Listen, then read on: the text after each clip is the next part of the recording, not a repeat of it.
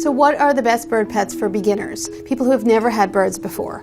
Well, definitely the best birds not to get when you've just started out with birds are large birds like macaws, even cockatoos or African greys. It's very tempting to get those birds because they're phenomenal. They're smart, they talk, they're very interactive, but they really require quite a bit of care. So we usually recommend that you start out with something a little smaller, maybe a parakeet, a budgerigar, or a cockatiel.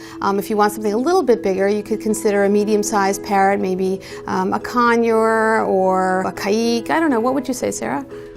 I would say that birds this size are about among the best for beginners. While these guys can be a little louder than a parakeet or a cockatiel, they're also very smart and playful, and I think that's a lot of times what people are looking for when they want to get a bird. They want that bird that's going to bond with them, that's going to play with them. And a lot of these smaller birds are very smart. They can learn tricks, they can do different behaviors, and you can really work with them. And I think it's a good opportunity for people to learn how to work behaviorally with a bird to get a smaller one, and then when they're ready, then they can move on to the bigger birds.